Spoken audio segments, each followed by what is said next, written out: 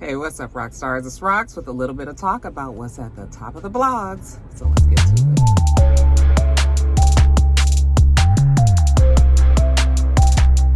it.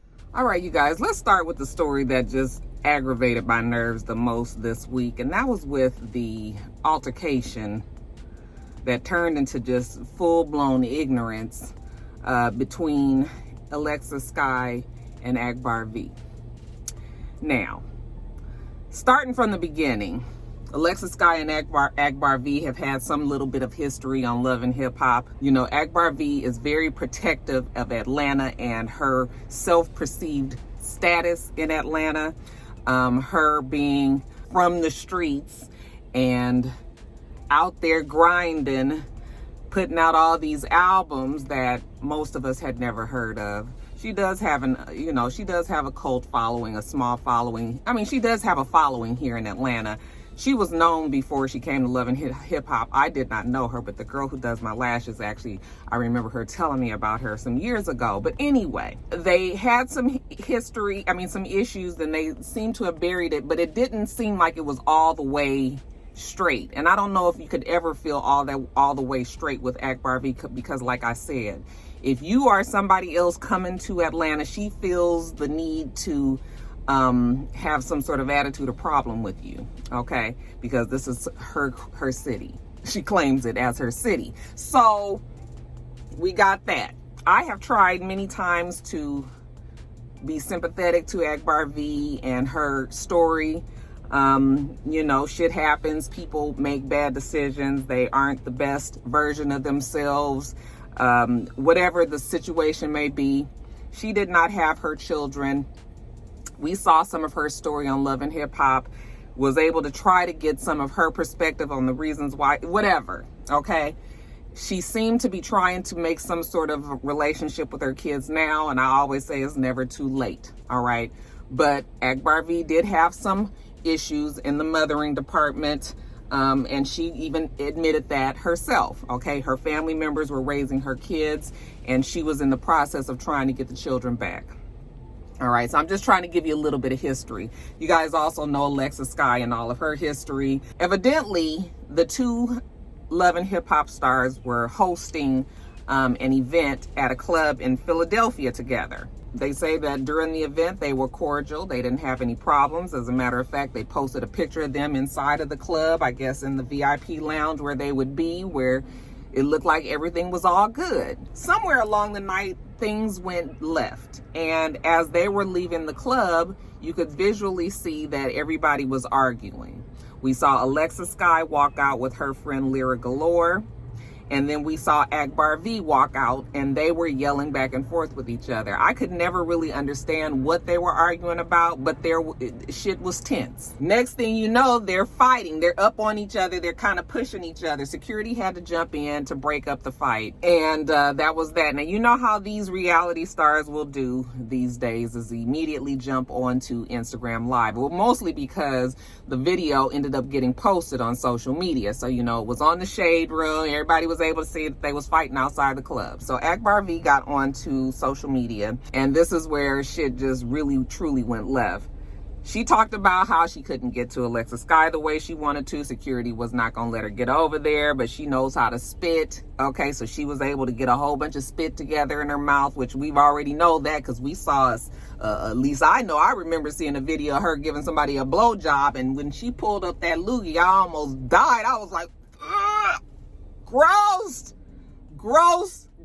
Did not need to see that. That shit is burned in my brain. Okay, but anyway, I'm getting off track. So she said she spit at her, and she continued on to talk about AlexisSkyy, how she didn't have shit when she first met AkbarV. She was sleeping on her couch.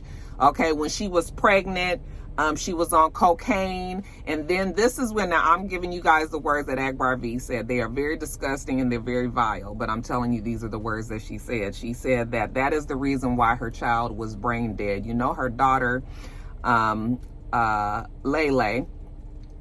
she has hydrocephalus, and that is a condition where there is water, there's fluid that is on a certain part of the brain, and if it isn't caught in time, then the child could die, the person could die. Okay, so when she was first born, they were able to catch it. She went through some really tough moments, you know. At sometimes I believe Alexis and them believed that she may even pass. It was very hard for her. You know, our prayers went up for her, because now we see that the little girl, even though she may be delayed in some ways, she still is a very beautiful, healthy girl. She probably has some more medical obstacles that she'll have to overcome, but who the fuck says this about somebody's child? Okay, this is not even just crossing the line. This is jumping way over the line and saying something that is just talking about a baby like this who has no control over anything that happens to them. Okay, and when you see her story and see her on Instagram, you can't help but smile, because you know the challenges that she has faced in the past and what she will face in the future, and she's still here and she's still making it. Okay, but for you to call this child brain dead, for you to call her retarded, I mean, who says these things? You know, and I couldn't think of anything that AlexisSkyy could have said to her or did to her for her to come out and say stuff like this. And this is the reason why I have such a hard time with AkbarV. It's hard to get on her side, because that is just the most disgusting and vile thing to say about somebody's child. But she said that AlexisSkyy had cocaine in her system, and that was the reason why she the baby was brain dead and retarded. And I was just reading that, I mean, listening to her, because it's on video, you guys can find it if you want to see it, and I was just truly disgusted. And of course that was not going to do well on social media. One, you're talking about a child. Two, you're talking about a child that has medical issues. And three, you're just ridiculous. This is fucking ridiculous. And of course, AlexisSkyy was hurt behind that, and she was pissed, and she got on social media and she was yelling and screaming at how, you know, she's not even a fighter, but she'll meet AkbarV wherever she gotta be. And I mean, no mother wants to hear somebody say that kind of shit about their child. So it was horrible. And AkbarV tried to stand, you know, firm on what she said. But I could tell there was some little, you know, breaks in the armor, and she finally came out and said, you know, that she has kids too. And, you know, the reason why she said it is because AlexisSkyy said something about her kids, you know, was like, aren't you a mother? You go home. Why don't you go be a mother to your kids? Alexis said that she said, you know, we're both mothers. You know, you need to be home with your children. Like, don't be here with me with this mess. And yeah, okay, Alexis could have said that, because we all know that Akbar doesn't have her children. All right. And that might be a sore spot for AkbarV. Okay. I'll give her that. But come on now. First of all, she didn't say anything in particular about any of your kids. Her saying you need to go home and be a mother to your kids is really a reflection on your mothering. And so she's really talking about you. Okay. She's not talking about your children. But still, even if she felt that her kids were being talked about, there's no way, there's no comparison of what she said and what AlexisSkyy may have said to her.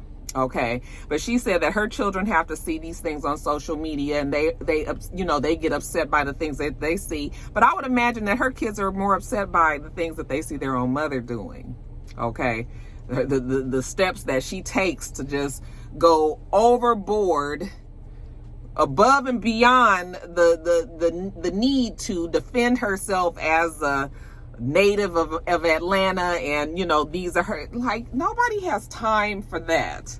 And she's so territorial about it. And, you know, so she tried to defend herself. I guess that was her version of an apology.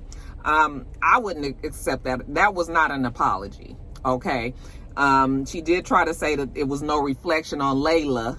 But I'm just like, but you said these things about about a baby. This baby can't even come back and cuss you out of nothing. You know, this is a defenseless child. So I was just, that was it for me. I was like, I'm done. I've tried. Now I know AkbarV has had some issues. They said recently she tried to commit suicide.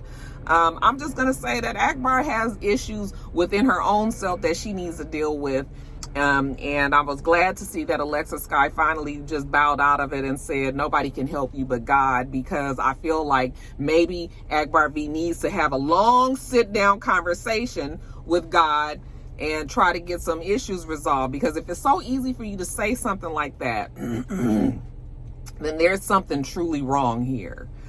So, yeah, you guys may have seen it. It was very disgusting. I was very disappointed in AkbarV. I mean, not that I hold any high expectations from her anyway, but just as a basic human being, for you to be able to say stuff like that is just terrible. So hopefully she'll deal with whatever she's going through.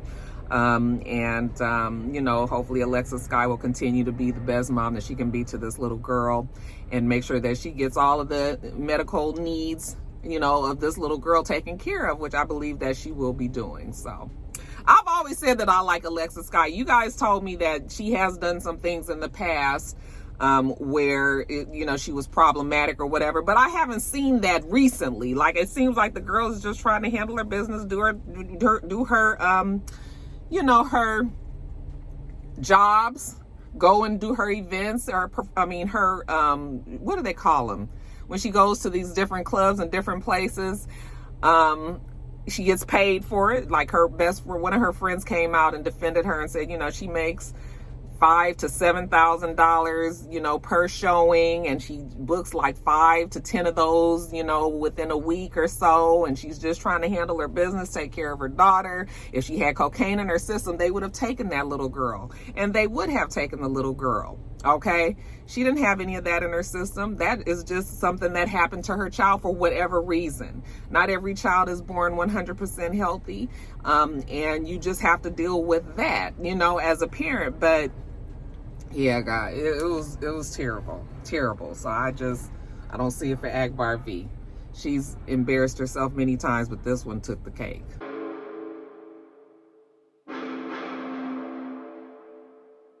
All right, you guys. So Naomi Osaka, she was in the French Open, scheduled to be in the French Open. She's one of the top tennis players right now. Naomi has struggled with mental health issues for some years now. She said that she battles depression and anxiety. And just as we close out Mental Awareness Month, that was for the month of May, she had decided that in order to maintain her mental strength, that you would need to have in a situation where you're playing in a high stakes, high stress game, such as the French Open, that she was not going to talk to the media, talk to the press, okay? Because that has always thrown her off her square. It only raises her anxiety. It makes her more nervous. It makes her harder for her to concentrate in these games. And she just, even though she realized that is what, you know, the different commissions or whatever would ask of you as an athlete, is supposed to show good sportsmanship, you know, that she was going to skip them, and that she realized that she'll probably get fined for it, but she's just going to take that fine, and then she'll talk to everybody after the fucking game.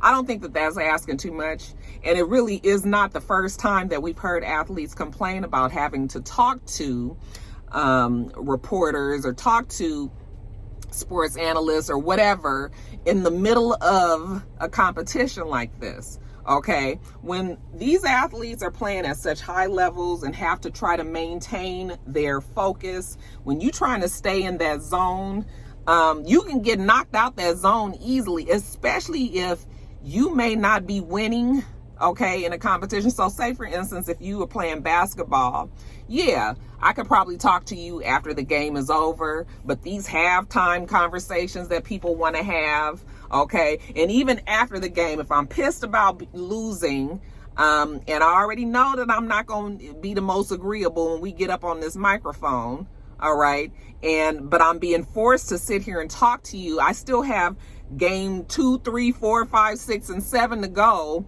Okay, and then you come up here and ask me some of the most asinine and stupid questions, putting these athletes through having to sit and talk to, sitting and having to talk to the press when they're trying to make sure that they're focused on the next time that they have to get on the court.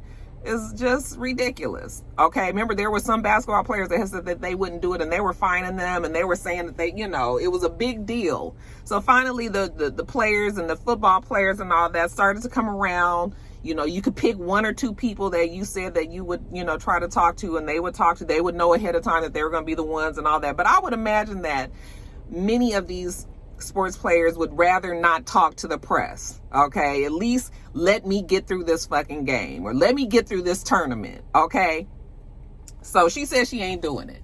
Well, the president of the French Tennis Federation criticized her for doing this.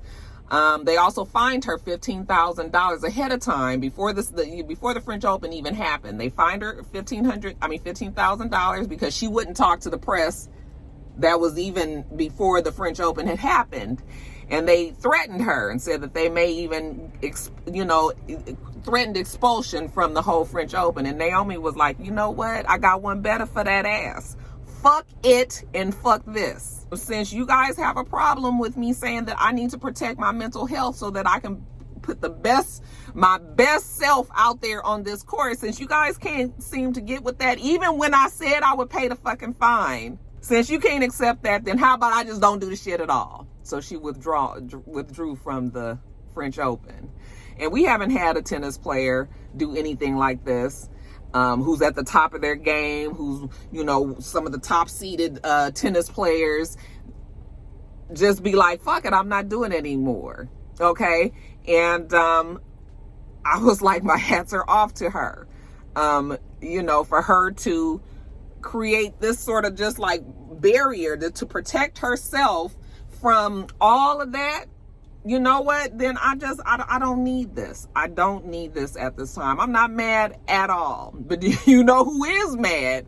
The French Open and all those people. Now, after they had been fined her and threatened to kick her out, then the president comes out and says, first and foremost, we are sorry and sad for Naomi Osaka. The outcome of Naomi withdrawing from Roland Garros, I don't know how to say it, is unfortunate. We wish her the best and the quickest possible recovery, and we look forward to having Naomi at our tournament next year.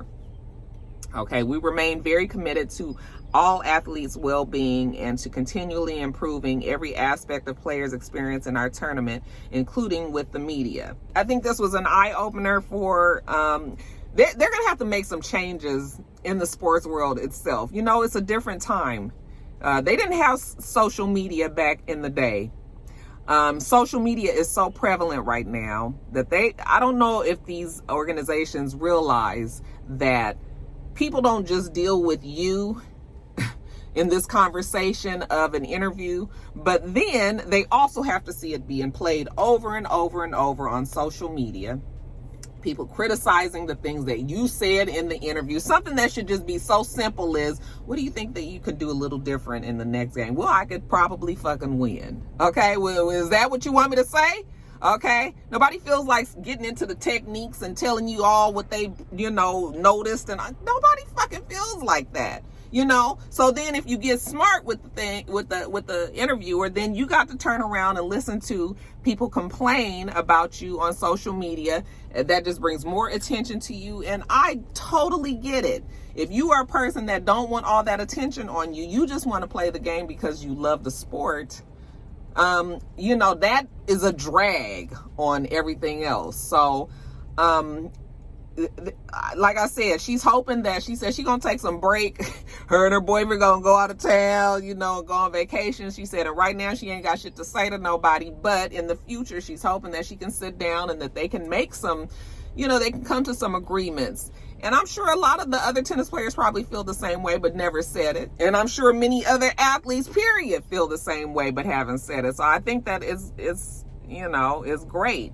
Yes, we would love to see our athletes have a conversation about what they did in the game, but let them get through the shit first. Just let them get through it. And that's my opinion on that. But you guys let me know what you think about it. I mean, are you upset that she's thrown this Open into such chaos? I mean, I would imagine the other ones that's playing, I guess that moves everybody. I don't even know how that works. Like, everybody's positions get moved up now that she's out. Like, I mean, how does it work? But I'm not mad at all.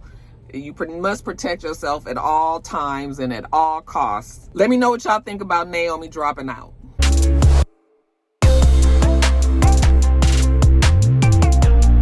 Okay, you guys, so just real quick, there was a shooting at Prime 112 in Miami.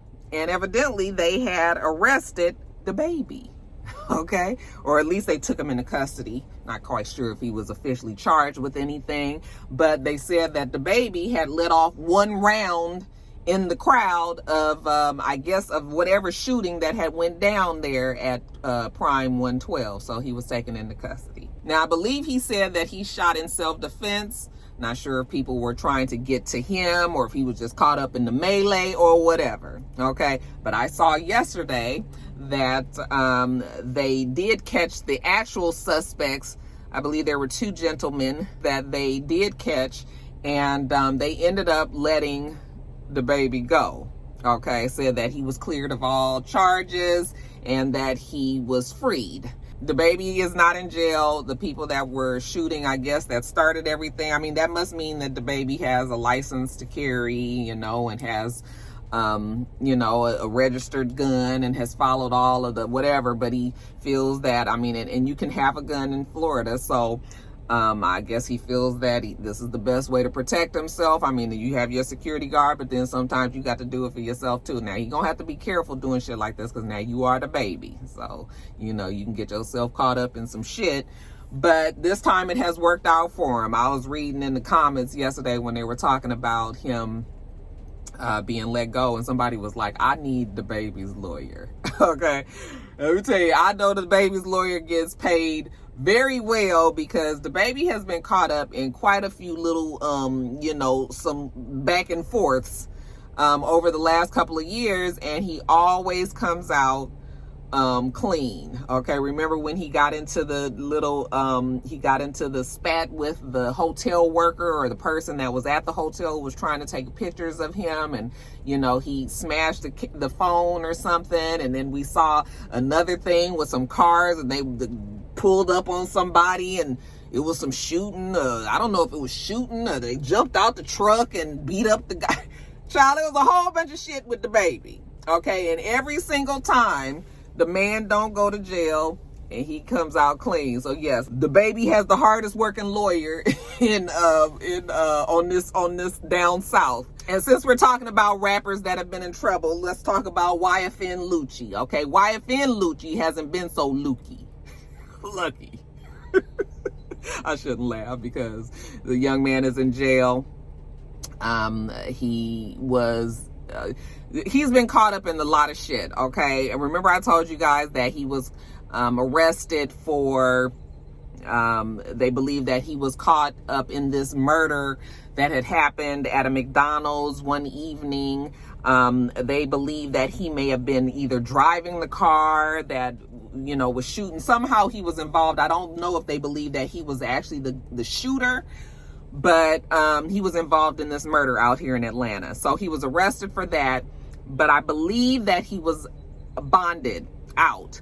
But he also was in trouble for racketeering, because they say that he had ties to gang activity out here in Atlanta as well. And I guess when they say racketeering, so he's funding a lot of the gang activity that's happening. So he ended up going to jail for that as well. And yesterday the judge was like, we revoking any bond. You ain't going no damn where. You staying in jail. We revoking the bond from the murder investigation. Like, you not going nowhere. So he is in jail, and he will sit there until they have their court case. I guess they believe that he might be you know, he might run, or maybe they just feel like, damn it, you gonna sit in jail because you got too much shit going on. Okay, anybody seen how Regina is reacting to this? I mean, how is the girl? I know she said she still was in love with him and everything, but yeah, it's sad. I mean, it's bad, and I will never understand. Well, I mean, we know that these rappers have a hard time getting out the streets. They be in the streets, then they get famous as a rapper, and then they just cannot leave the tie of the streets alone. So they find themselves just continually being in this, you know, this mess, basically. So that's what's going on with YFN Lucci. What did we say? YFN's the young fuck nigga. young. What was YFN? Y'all tell me again. But yeah, I'll keep you guys abreast of the YFN Lucci case, and when I know more, you'll know more.